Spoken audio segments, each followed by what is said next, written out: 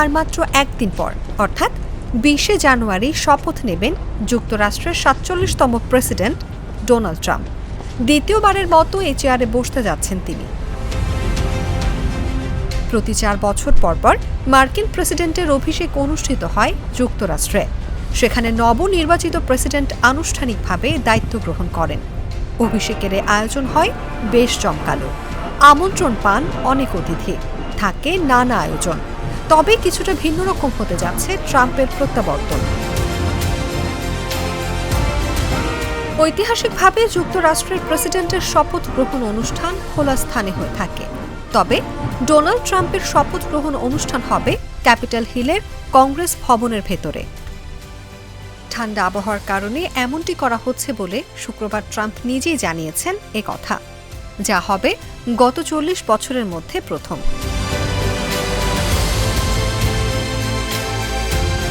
সবশেষ তীব্র শীতের কারণে মার্কিন প্রেসিডেন্টের শপথ অনুষ্ঠান ইনডোরে হয়েছে 1985 সালে। তখন ছিল রিপাবলিকান নেতা রোনাল্ড রেগানের দ্বিতীয় মেয়াদে শপথ অনুষ্ঠান।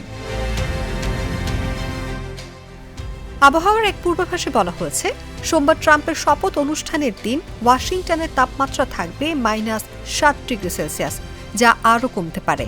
তবে ট্রাম্প জানিয়েছেন তার সমর্থকরা একটি স্টেডিয়াম থেকে স্ক্রিনের মাধ্যমে এই অনুষ্ঠান দেখতে পারবেন, যেখানে 20,000 মানুষ অবস্থান করতে পারবে। অনুষ্ঠানে চীনের প্রেসিডেন্ট থেকে শুরু করে বিশ্বের অনেক রাষ্ট্রপ্রধান ও রাজনীতিবিদকে আমন্ত্রণ জানিয়েছেন ট্রাম্প।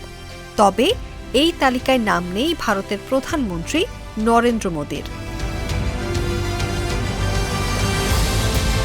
চীনের প্রেসিডেন্ট শি জিনপিংকে গত মাসে আমন্ত্রণ জানিয়েছেন ট্রাম্প। এতে বোঝা যাচ্ছে চীনের প্রেসিডেন্টের সঙ্গে খোলামেলা আলোচনায় ইচ্ছুক তিনি। অন্যদিকে ভারতের পক্ষ থেকে ট্রাম্পের শপথ অনুষ্ঠানে অংশ নেবেন দেশটির পররাষ্ট্রমন্ত্রী এস জয়শঙ্কর। তবে মোদীকে আমন্ত্রণ জানানোর ব্যাপারে প্রতিবেদনে কোনো তথ্য নেই। অনুভা বিশ্বাস, জাগো নিউজ।